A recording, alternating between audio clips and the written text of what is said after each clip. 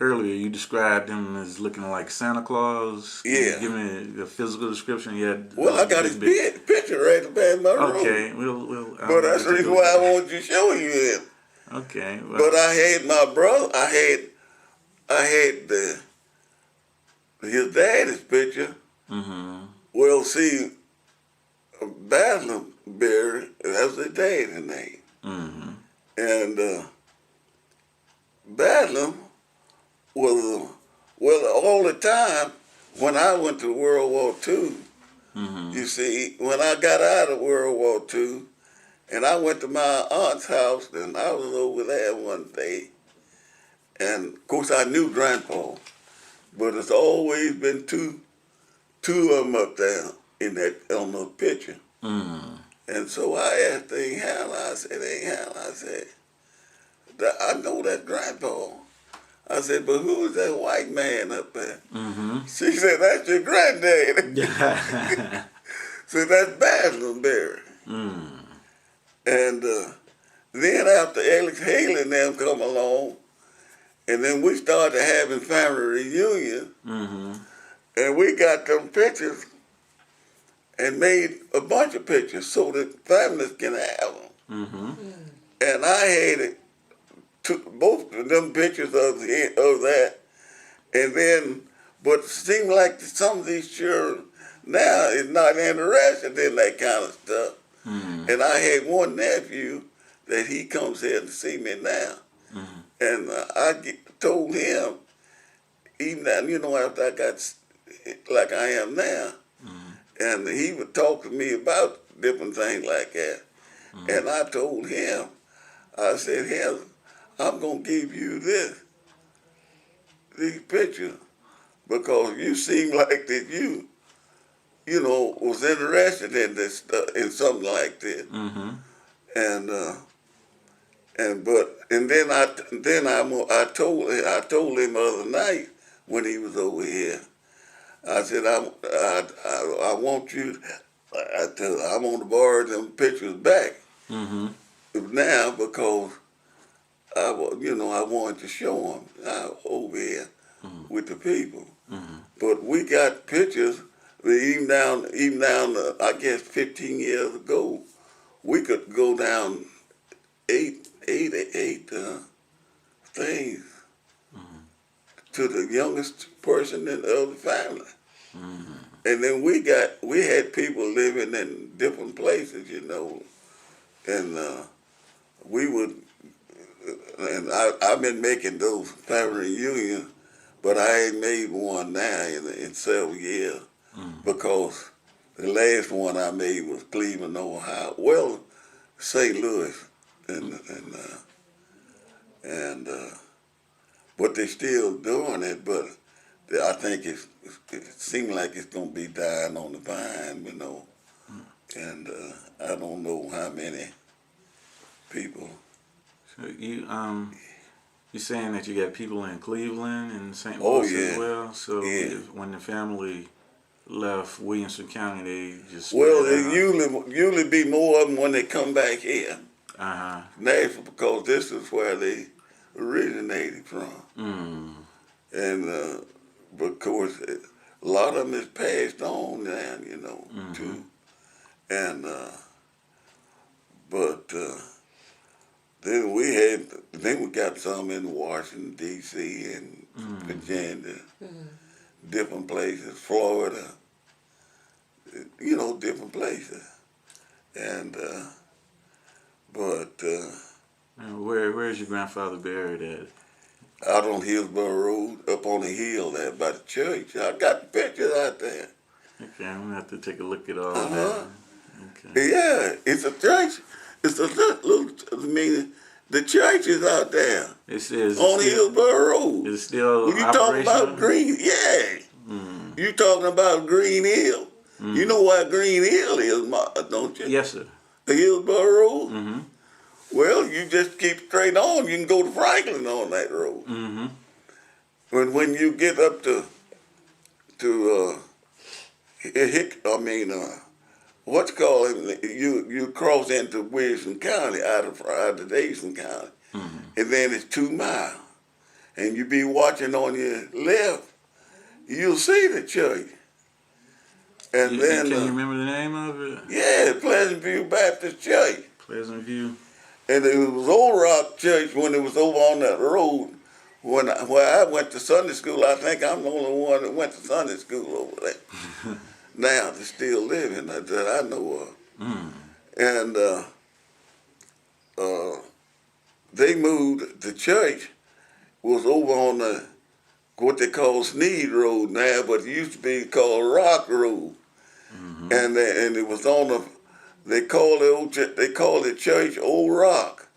Everybody knew it by Old Rock because it was on a big flat limestone rock, just like almost like concrete rock. And but we went to Sunday school there. I did, and then some of my brothers and my sister and them did too.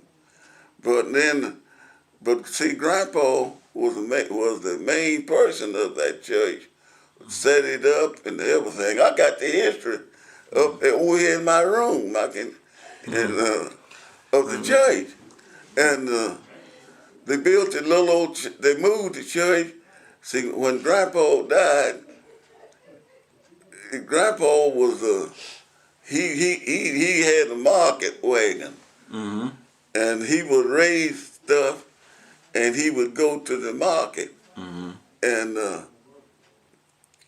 he sell stuff. And so Grandpa, it was a man going around building, setting up graves, cemeteries in the country.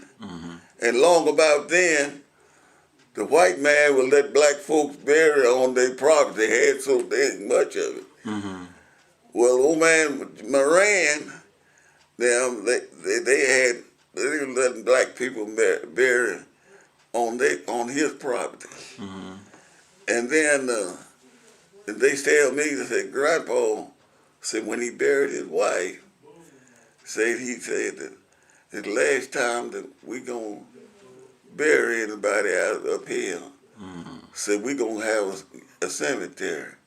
Well, a man was coming around was with the benevolent Lord, and they were setting up cemeteries, black cemeteries, just trying to get away from them burying on the white man's property. White man was letting them do it, but hell, the hogs and everything else was rooting in them graveyards and things. But anyway. So Grandpa, he would go to town all the time. In the market, just like you talking about farmers market. Farmers market used to be around the courthouse with the farmers would bring their wagons and cut and stuff. I'm talking about when I can remember. And this is in Franklin? No, Nashville. In Nashville? Yeah. Okay. And the old courthouse was built over on 2nd Avenue there. Okay, If you know what the Nashville courthouse is? Yes, sir. They built it in 1936. That was a brand new courthouse. Okay. And so, but the farmers would come around in the evening time and park the things. And then they would have horses in those days. They had some cars, but there wasn't too many cars. But they'd have horses, and then you would have to take out the horse and carry him to the livery stable. And then they had watering troughs all over Nashville. You know why horses could drink water. And now, on Jefferson Street, the last watering place I know of in Nashville, if I'm talking about for horses, was it before you get to, you know what Jefferson Street is? Yes, sir. Well, over on the East Nashville side, it was last one was there before if you come in from town, before you got to Jefferson Street, the old Jefferson Street Bridge there, which is new, but it was the last watering trough that I remember for the city had where people could water their horses. And the horses, and then too, you could drive down you could drive cows from the farm to the stock market. And the stock market was down there on 2nd Avenue, right below it. And they got the old stock market bank is there now. I mean, the building is, of course, I don't know what's in the old building, but, and then that's where they used to have the stockyard. And then that's why, what you call it now, when they're talking about building the new ballpark. Sufferdale. Yeah. Sufferdale was right back of that. And I remember Sufferdale, and I didn't ever go there because, I mean, I just didn't ever want to go. But I had one brother, hell, he went every time. Eric, he loved them that ball team. And he would go there with the segregated, they had a little segregated side of it. But he would go there and sit there, and he knowed all those ball players and things. And I asked him, I said, why you don't want to do that? But then when the black team would come into town, that's when everybody, black folks went there. They could sit anywhere in the place, you know. Okay. But now, but he didn't care. He just loved ball game. Yeah. I want to ask you that. Do you remember when your grandfather died? Oh yeah. That? Yeah. Can you talk a bit about the funeral? Well, when Grandpa died, they didn't carry him back to the funeral home. They just came there and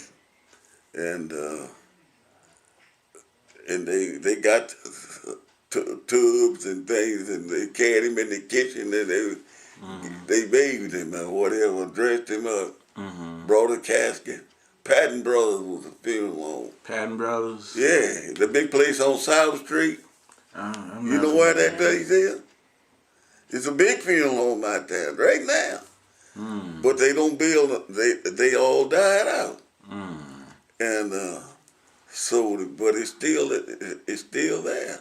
And Zima Hill, he was a big timer guy. There was two of them in Nashville. It was burying pretty much everybody at the time. But now, so Grandpa, Jasper Patton, and this other dude, he was driving for him. And they had a big old hearse with the curtains and things swinging on the old model hearse. And they came in there that night when Grandpa died. And they took him in and they buried him. I mean, they embalmed him and done it all. And they didn't carry him to town, you know, to their funeral home. They just done it all there. And then people helping them to, you know, do whatever they do. And so they didn't have an opportunity for family members to come in and view the body. They do that at the house. Oh yeah. So how did that happen? Yeah. Oh yeah. Well, they done it at the church. At the church. Oh, see, they'd have a wake all night long in those days. You know, if you stayed you know, if you had a wake at the church, people stayed all night long. And they would sing and pray and do a whole lot of different things, you know. You remember any of them old hymns? You remember any of them old hymns? Them old long time dragged out hymns. Yeah, I remember all that stuff. And it was, but now, we was in construction, me and my brothers and things, after we got out through the wall, you see, we wasn't no farmers, you know. We were for that. When you say construction, you're building houses? Or? Yeah. Okay. I had one brother was a contractor in the contracting business. Okay. They was building stuff. So you're doing everything, the carpentry, the drywall? Oh, yeah. But I was in the concrete part of it. Okay. See, laying blocks. Huh? Laying blocks. No, pouring concrete. Pouring concrete, okay. Concrete and laying blocks are two different things. Yeah, I know my father built houses. Well, now, I got my brother. One of my brothers, he was in the brick and block laying stuff. That was my nephew that comes here now. That's my brother. He builds. He got a big house out here in North Nashville now. And in the houses that you poured the foundations for and stuff, they still around here, you know? Oh yeah, but what I was doing, see, I drove a concrete truck 33 years here in this town, and I built a lot of places here, and but my brothers so we went out and see they tore down the church in the old church when right after Grandpa died. They done it, but they couldn't do it while he was living because he wasn't for it.